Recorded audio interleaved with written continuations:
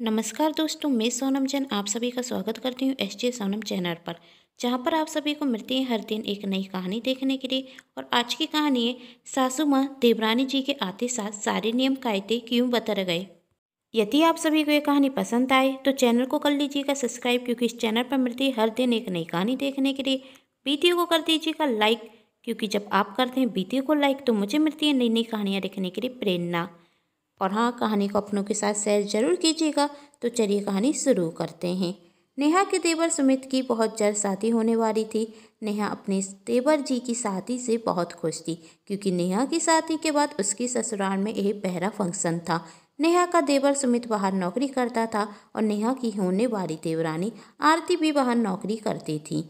नेहा अपने देवर की शादी की बहुत धूमधाम से तैयारियां कर रही थी। हर छोटी बड़ी रस्म की खुश होकर तैयारियां करती, लेकिन फिर भी सासू माँ को उसकी तैयारियों में कोई ना कोई कमी देखी जाती और उसे बार बार टोकती, जो नेहा को पसंद नहीं आता। वक्त निकलता जा रहा था और आज नेहा के देवर की शादी आरती के साथ हो गई।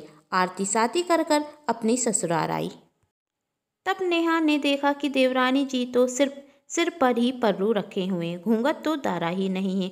और सासू माँ ने भी कहा घूंघट डालने की कोई ज़रूरत नहीं है। यह देखकर नेहा को बहुत बुरा लगता, क्योंकि जब नेहा शादी कर कर आई थी तो उससे तो एक हाथ का घूंघट डालने को कहा जाता था। देवरानी जी तो सिर्फ नाम के लिए ही पल्लू रखे हुए थी। नेहा को याद आता उसका घूंघट थोड़ा भी कम होता था तो सासू माँ गुस्से से कहती थी, क्या तुम्हारी माँ ने तुम्हें इतना भी नहीं सिखाया कि ससुराल में किस तरीके से रहा जाता है। और देवरानी जी के सिर पर तो नाम का ही पल्लू है। फिर नेहा सोचती शायद यह वक्त का बदलाव है। दूसरे दिन नेहा की देवरानी की पहली रसोई थी। सासू माँ ने कहा, आरती तुम थक गई होगी, तुम आराम करो, खाना हम बना देते हैं, तुम सिर्फ सर्व कर देना। यह देखकर नेहा सोचती, मेरे लिए तो कोई भी ऐसी सोच नहीं रखी गई थी। शादी कर कर तो मैं भी इसी घर में आई थी, लेकिन मुझसे तो कहा गया था कि तुम्हें अकेले ही खाना बनाना होगा। और अब तो ननद जी भी कह रही हैं, वह भी आप थक गई होंगी तो आप खाना मत बनाइए, मैं और बड़ी भाभी हैं ना, मिलकर खाना बना देंगे। तब नेहा सोचती, ननंद जी यही सब मेरे टाइम पर क्यों नहीं सोचा गया था। ननंद जी मैं भी तो नई नई शादी कर कर इस घर में आई थी, लेकिन मेरे लिए इतना क्यों नहीं सोचा गया। शायद इसलिए कि देवरानी जी के मायके की तरह मेरा मायका पैसे वाला नहीं है। नेहा और उसकी ननंद ने खाना बनाया। खाना तो सिर्फ नेहा ने ही बनाया था, ननंद जी का तो सिर्फ हाथ लग गया था। और देवरानी जी ने सबको खाना सर्व कर दिया और तारीफ सिर्फ देवरानी जी की हुई, जैसे खाना देवरानी जी ने बनाया हो। देवरानी जी की शादी को 2 दिन हो गए। देवरानी जी ससुर जी से भी बहुत खुलकर बातें करती थी, और जब नेहा की शादी हुई थी तो उससे कहा जाता था कि तुम कितने जोर से हंस रही हो, पास में ही तुम्हारे ससुर जी बैठे हुए हैं, इतनी तेज बोल रही हो, तुम्हारे ससुर जी बाहर ही तो बैठे हुए हैं, थोड़ी तो शर्म करो बहू, ससुर जी के आगे तो कम बोलो। कुछ पूछ रो तो कहा जाता था कि तुम्हें अपने ससुर जी से इस तरीके से बात नहीं करनी चाहिए। उसे हर वक्त कुछ ना कुछ सिखाया जाता था, और आज भी वही आदत नेहा को थी। नेहा आज भी अपने ससुर जी से खुलकर बातें नहीं किया करती थी, क्योंकि उसे डर था कि कोई ना कोई उसे टोक देगा। नेहा सोच रही थी, मेरी शादी को तो 5 वर्ष हो गए हैं और मैंने तो कभी ससुर जी से इन 5 वर्षों में इतनी बातें की ही नहीं, लेकिन देवरानी जी तो ससुर जी से कितनी बात कर रही हैं, और घर में आज किसी को भी आपत्ति नहीं, ना ही सासू माँ को, ना ही ननद जी को, और ना ही ससुर जी को। क्या सभी नियम कायदे मेरे लिए ही थे या मेरे लिए ही हैं, देवरानी जी के लिए नहीं। हर बार सिर्फ मुझे ही क्यों कहा जाता था कि मैं गलत हूँ। कहा जाता था क्या मुझे, तो आज भी बात बात पर टोका जाता है, लेकिन देवरानी जी से तो कोई कुछ भी नहीं कहता।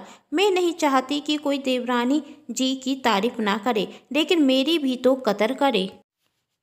इस तरह 1 महीना निकल गया और देवर जी फिर से अपनी नौकरी करने के लिए शहर से बाहर चले गए थे। साथ में देवरानी जी और सास ससुर भी गए हुए थे। एक बार नेहा अपनी देवरानी से वीडियो कॉलिंग कर रही थी तो उसने देखा कि देवरानी जी तो जीन्स और टी शर्ट पहने हुए हैं।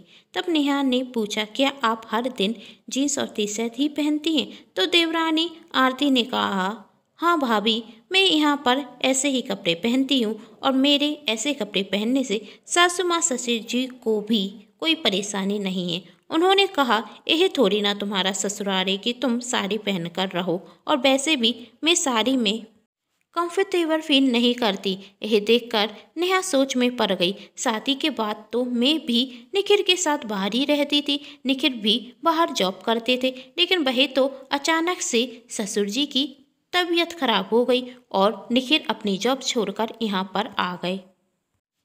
लेकिन जब मैं निखिल के साथ दूसरे शहर में रहती थी तो सासू माँ ससुर जी जब हमारे पास रहने के लिए आते थे तो सासू माँ ने साफ कह दिया था कि ससुर जी के सामने तुम सूट नहीं पहनोगी, तुम्हें साड़ी पहननी होगी और सिर पर घूंघट रखकर ही रहना होगा। नेहा ने अपनी सास के कहने के मुताबिक घर में साड़ी ही पहनी, जबकि उसकी सहेलियाँ भी कहती थी कि तुम थोड़ी ना अभी अपनी ससुराल में रहती हो, बाहर तो तुम सूट पहन सकती हो। लेकिन फिर भी नेहा ने कहा, यदि इसमें ही मेरे ससुर जी का आदर और सम्मान है तो मैं साड़ी पहन सकती हूँ। लेकिन आज देखकर उसे बुरा लग रहा था कि आरती तो ससुर जी के सामने जीन्स और टी शर्ट पहन सकती है, लेकिन मुझे सूट पहनने तक की इजाज़त नहीं थी। इतना भेदभाव क्यों? आरती के मन में यह सवाल बार बार उठ रहा था। उसका मन हो रहा था कि वह अपनी सासू माँ से एक बार यह पूछ ही ले, हम में इतना भेदभाव क्यों किया जा रहा है। मैं हमेशा सासू माँ के कहने के मुताबिक रही, फिर भी उन्हें मेरे हर काम में बुराई नजर आती थी। मैं खाना भी चाहे जितना अच्छा बना लूं, लेकिन उन्होंने आज तक मेरी तारीफ नहीं की। और देवरानी जी सिर्फ चाय बनाते तो उसकी तारीफ होती है। मैंने जब कहा कि घर में नौकर चाकर लगा लेते हैं तो सासू माँ को परेशानी थी, और देवरानी जी जब अपने घर में नौकर लगाए हुए हैं तो उन्हें कोई परेशानी नहीं।